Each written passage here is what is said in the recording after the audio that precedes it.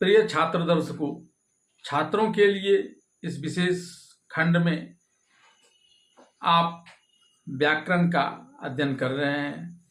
हिंदी व्याकरण के इस पाठमाला में आज आपको शब्द विचार के बारे में बताया जाएगा। इससे पहले आपको वर्ण विचार के बारे में बताया गया कि वर्ण क्या है, वर्ण के कितने प्रकार होते हैं। आज चर्चा शब्द विचार की। शब्द विचार व्याकरण का वह विभाग है जिसके अंतर्गत शब्दों का अध्ययन किया जाता है। शब्द, जैसा कि आपको बताया गया कि किसी भी भाषा की मूल इकाई वर्ण होता है, लेकिन सिर्फ मौलिकता के कारण वह भाव संप्रेषण में सक्षम नहीं होता है। भाव संप्रेषण में यह तब सक्षम होता है जब ये आपस में मिलकर शब्द की रचना करते हैं। इस हिसाब से शब्द वर्णों के मेल से बना होता है। शब्द कुछ खास भाव को व्यक्त करते हैं। वह जो कहने वाले के मन में विचार आता है, जो संवेदना आती है, वही विचार, वही संवेदना सुनने वालों तक भी पहुंचता है। शब्दों का अध्ययन कई आधार पर इसे बांट कर किया जाता है, जैसे अर्थ के विचार से, प्रयोग के विचार से, बनावट के विचार से और उत्पत्ति के विचार से। इन चार आधार पर शब्दों का अलग अलग विभाजन कर अध्ययन किया जाता है। आज के पाठ में मैं आपको अर्थ के आधार पर शब्दों की चर्चा करूंगा। अर्थ के आधार पर शब्द मुख्य तौर पर दो प्रकार के होते हैं। एक प्रकार सार्थक शब्द कहलाता है और दूसरा प्रकार निरर्थक शब्द कहलाता है। सार्थक शब्दों से हमारा तात्पर्य उन शब्दों से होता है जो कहने वाले की मनोभाव को सुनने वालों तक उसी रूप में पहुंचा दे जिस रूप में कि कहने वाले के मन में वह भाव आया था। जैसे कमल। कमल शब्द को, म और ल, ये तीन वर्णों के मेल से बना है और कमल कहने के समय बोलने वाले के मन में जो संवेदना उत्पन्न होती है, वह संवेदना एक खास प्रकार के फूल को लेकर होती है जो जल में होता है। यह गुलाबी, उजला और नीला रंग का होता है। जब कमल शब्द का उच्चारण किया जाता है तो इसके सुनने वाले के मन में भी उसी खास प्रकार के फूल की संवेदना उत्पन्न होती है। वह उसी संदर्भ में कमल शब्द को लेता है जिस संदर्भ में कि बोलने वाले ने कहा है। जबकि निरर्थक शब्द का कोई खास अर्थ नहीं होता है। जैसे खट, पट, इसमें जो कुछ कहने वाला और सुनने वाला के बीच में सामंजस्य नहीं होता। अब शब्द विचार के अंतर्गत अर्थ के आधार पर और कई विभाग बांटे गए हैं। जिस वक्त मैं पढ़ाई करता था उस वक्त ये कहा जाता था कि व्याकरण सिर्फ सार्थक शब्दों पर विचार करता है। व्याकरण के अंतर्गत हम सिर्फ उन्हीं शब्दों का अध्ययन करते हैं जो सार्थक होता है, लेकिन इन दिनों इसमें थोड़ा बदलाव आया है, हालांकि मूल वही है। लेकिन अभी अंतर यह आया है कि हम निरर्थक शब्दों को भी सार्थक रूप में प्रयोग करते हैं। जैसा कि आपने लोकसभा चुनाव के दौरान देखा होगा कि किस प्रकार से, जैसे खटा, इस शब्द का कोई अर्थ नहीं, यह सार्थक शब्द नहीं है।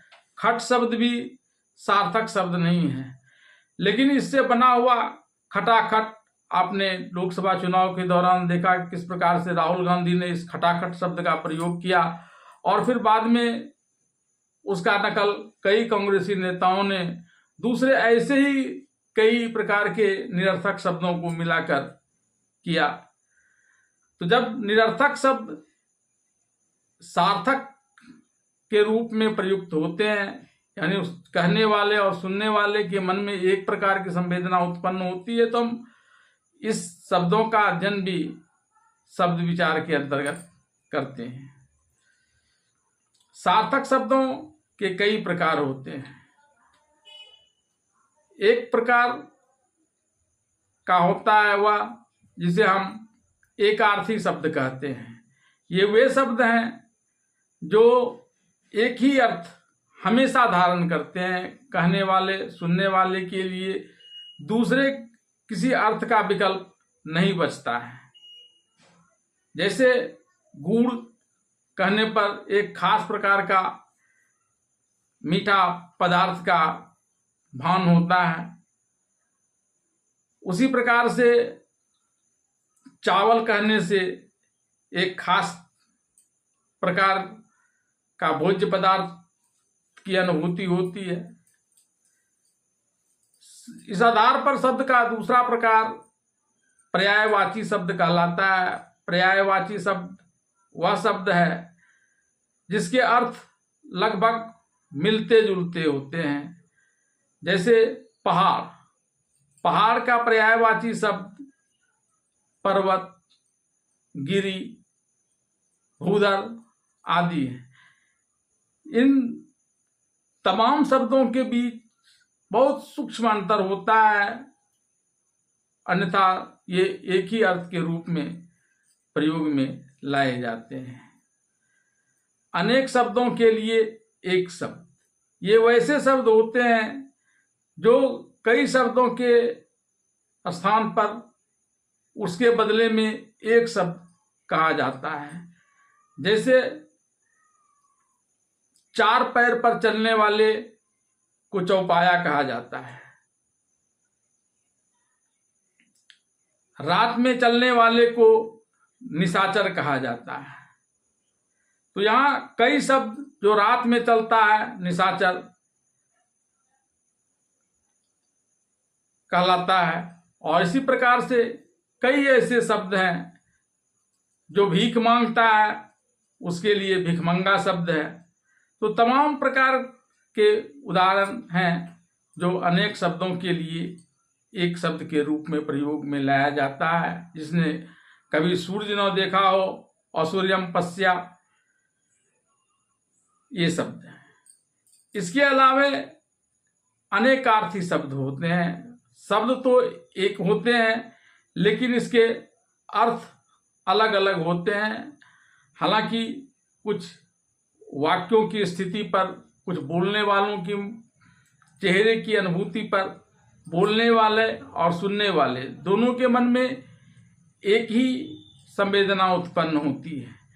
जैसे तीर, तीर शब्द का अर्थ नदी का किनारा भी होता है और एक प्रकार का अस्त्र भी होता है, नुकीला अस्त्र, जो तीर बाण, जिसे हम बाण भी कहते हैं। उसी प्रकार से पत्र, चिट्ठी को पत्र कहा जाता है और पत्ते को भी पत्र कहा जाता है। इसके अलावे शब्द का एक प्रकार अर्थ के हिसाब से विलोम शब्द कहलाता है।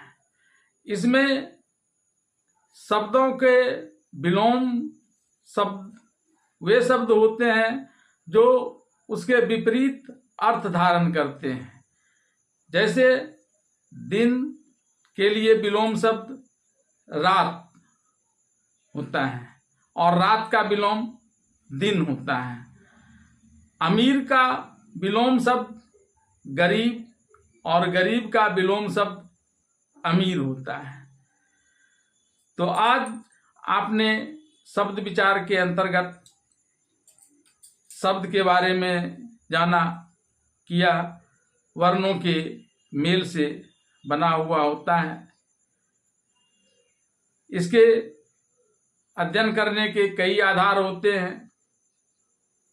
अर्थ के आधार पर इसका अध्ययन किया जाता है, उत्पत्ति या स्रोत के आधार पर इसका अध्ययन किया जाता है, इसकी रचना या बनावट के आधार पर इसका अध्ययन किया जाता है और इसके प्रयोग के आधार पर इसका अध्ययन किया जाता है। अर्थ के आधार पर ये मुख्य रूप से दो भागों में बांटे जाते हैं, सार्थक और निरर्थक। सार्थक शब्द के कई प्रकार होते हैं।